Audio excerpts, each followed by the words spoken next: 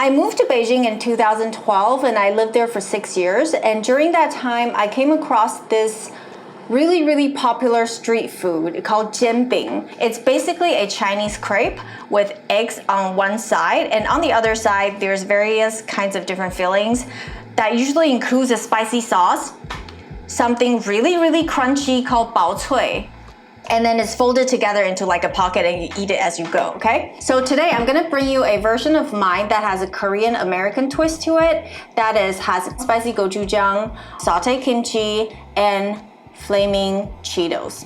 Here in a blender, I have all-purpose flour and rye flour, and then also tapioca starch. The wheat flour is there to act as a foundation. The rye flour is there to add a bit more flavor, the wheaty flavor to the batter, and the tapioca starch is there to form this chewier texture, as well as making the crepe a little stronger with more elasticity. And I'm going to add water. 435 grams. I really have to concentrate when I measure because I blink my eye and it's too much. 2 more grams.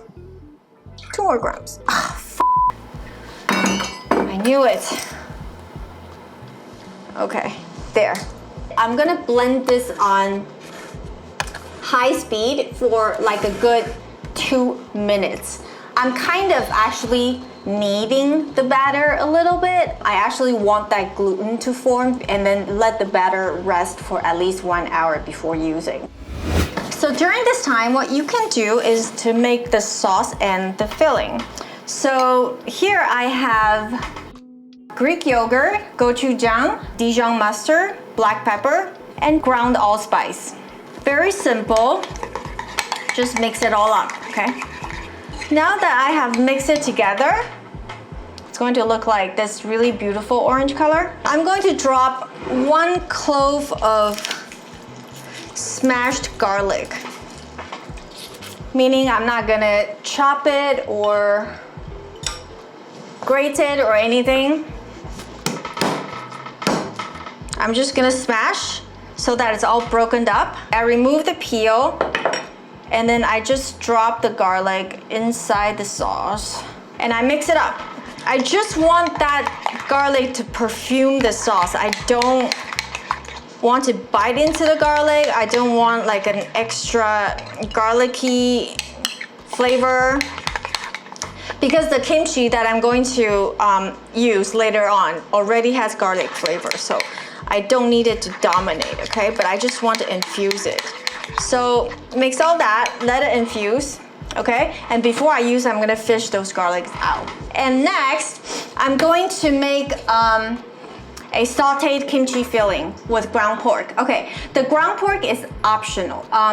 Actually, in most jianbing that you would find, there would typically be no meat inside. I mean, sometimes like they offer like a hot dog or something, but I never add it. But I actually once came across this place. Their jianbing has sauteed ground lamb inside, and I thought that was great. So today I'm going to add a little bit of ground pork. If you don't want to, you don't have to. If you want to keep this meat free, you can totally do it. But I'm just gonna add that ground pork. So I have a cup of spinach inside a food processor, and that's chopped really finely, okay? And then I'm gonna show you how to put it all together. So I have a small pot here and 3 tablespoons of toasted sesame oil, and on I would say medium heat. And here I have ground pork, okay? So in there it goes. You can see that I did not season the pork. Okay, I did not season the pork because it's going to get seasoned with that chopped kimchi that's going in later on. And with the sauce and the Cheetos and the cheese, it's already gonna be pretty salty. So I'm not, like, I think that, you know, it's totally, if you season the pork as well, I feel like it's the overall, the saltiness level is gonna be too much.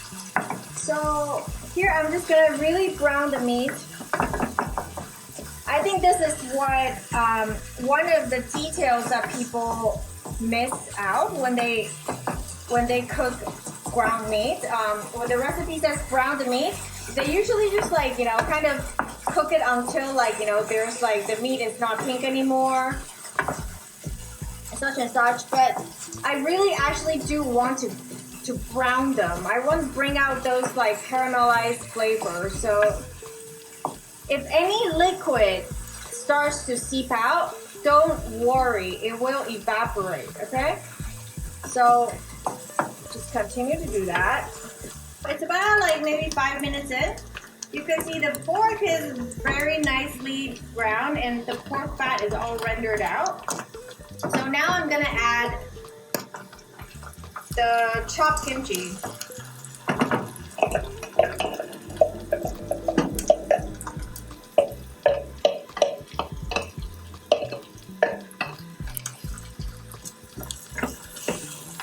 And I'm actually going to try out these kimchi as well. Okay, I'm gonna evaporate as much moisture as I can out of them, make the flavor condense. And nowadays with like these like supermarket kimchi, I always find them like kind of overly sweet and not sour enough. If that's how you feel as well, you can add just a touch of white vinegar. That's all I have left anyways. To bring up the acidity a little bit. So I'm going to continue to cook this. I want that kimchi to kind of lose its moisture and maybe hopefully get a tiny bit brown on the edges as well, but we'll see how it goes. So it's about another 5 minutes. Right now, I think this is pretty good, okay? No excess water, just good old yummy fat. And all these kimchis are getting condensed into like crunchy bits, okay? So now, turn off the heat. Transfer this into a bowl. And I did not season this at all. I did not add salt or, you know, besides that vinegar, even that is optional. It depends on your kimchi. Like, you know, if your kimchi is already super sour, you don't need to add that vinegar. Then I'm going to add in 3 chopped scallions. Mix that up. And set that aside. So here I have a super huge cast iron griddle, 13 inches in diameter. You can totally use a non-stick skillet, that's big enough. Or even if it's smaller, just make smaller crepe, that's fine. But I find it much easier without the wall of a skillet. Like, you know, when I spread out the batter, it's much easier to operate, okay? But if you don't have a flat griddle, you can use a non-stick as well. So I'm gonna add just a little bit of oil on it. And I already did this. I did this with my trial run already, but this is the second time. So I'm gonna just use a kitchen towel and I'm just gonna rub that oil onto the surface, okay? Typically, you only have to do this the first time because to prevent it from sticking. The first one is always the one that tends to stick the most. So I'm heating this on, I'm gonna say in the beginning, high heat, and then after it's heat up, you wanna lower it to maybe medium heat, okay? And how you tell is you basically drop one, you know, dollop there, and you hear sizzling sound, okay? So here I have this wooden spatula to spread it out, but you can totally use a metal. What? My dog is throwing a tantrum here. Okay, so you can totally use a stainless steel pastry cutter as well. I've used both. It works exactly the same, okay? So now I'm gonna pour about 1/4 of the batter in here. And I'm just going to spread this out using my spatula. And don't worry if it's not perfect, it's quite forgiving because you can come back to refill the holes. Oops, you see how like I have a little bit of a imperfection here? I can always come back here, just give it a little bit dollop and then, you know, spread it out here, okay? But honestly, like in the final product, no one can tell, so it doesn't really matter. So that's going to immediately basically solidify, okay? Once it's like not liquid form anymore, that's when you add the egg. You don't beat the egg, you crack it directly onto the crepe. And then you use your spatula to break it up, and you're kind of sort of mixing it on, you know, on top of the crepe. And this creates a kind of a Jianbing signature look, I would say. Like it creates this like white yellow marbled look on the crepe that you wouldn't otherwise get if you just beat the egg, and you would just get a, you know, a mono light yellow color tone. Okay. So you're gonna spread this out like that. You're gonna wait until the bottom of the crepe turns slightly browned. And this is going to take several minutes, okay? Like, why is that important? Like, why can't you just like, you know, turn it up to high heat and then, you know, finish it up in 2 minutes? Because you actually want a little bit of that moisture from the crepe to evaporate. If you cook it on high heat, you're gonna get a softer crepe texture because there's more moisture still inside the crepe. Whereas if you do it on lower heat, you slowly evaporate those moisture while you get a slightly brown surface. And that's how it's done, you know, in all the Jianbing stall that I've encountered in Beijing. You know, people just have to wait their turn because that's how long it takes. It's gonna take like, I'm gonna say 3 minutes to 5 at least.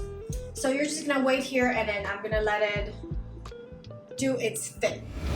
So a couple minutes have passed, and you can see the back of the crepe is slightly brown, okay, just slightly. So flip that. Now, this is the filling time, okay? You're gonna brush this gochujang sauce. You're gonna apply a thin layer all across. Next thing, you're going to scatter this kimchi ground pork mixture. A little goes a long way. Like, this is not a burrito, okay? You don't want it to be like super stuffed with shit. Sparingly is more than enough. Like I said, like here I have a thin single layer. Then I'm going to put down 1 cheese.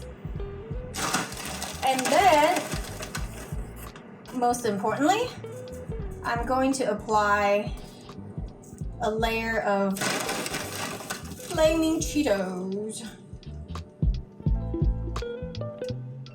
You want like relatively like a single layer, okay? But you don't have to drive yourself crazy here. Last but not least, another cheese. Then my favorite tool to use is actually a spatula and a tongue, okay? So what I'm gonna do is I'm gonna fold this over, and I'm gonna use the spatula to push it down, and that cheese is going to act as a glue, okay? Because the heat is going to melt the cheese and it's going to glue the crepe in place. You can give it like a little crack there so that it folds easily. Press it down. And then press it down, press it down, press it down, press it down, press it down. And that's it. If you want to do a street food style, you can stuff this into a paper bag and then eat it like that. But I'm just gonna put it on the plate like this.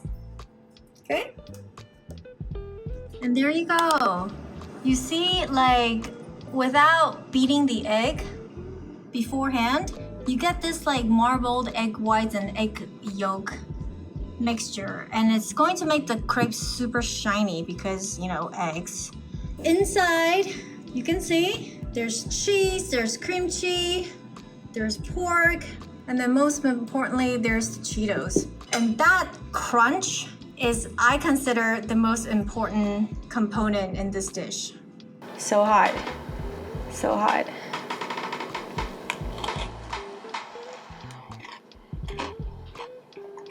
You know, I remember the first time I ate this, even though I watched them make it, in my mind, I had a pretty good idea what it was gonna taste like. And I've made it so several times throughout the year. It always tastes better than I anticipated. It's like more than the sum of its parts. All in all, there's so many different textures and so many different flavors going on, but it all works so well together. And it's really not hard to make. Once you have all the components together, it comes together super quick. So I hope you like this recipe. Let me know. And I'll see you next time. Bye.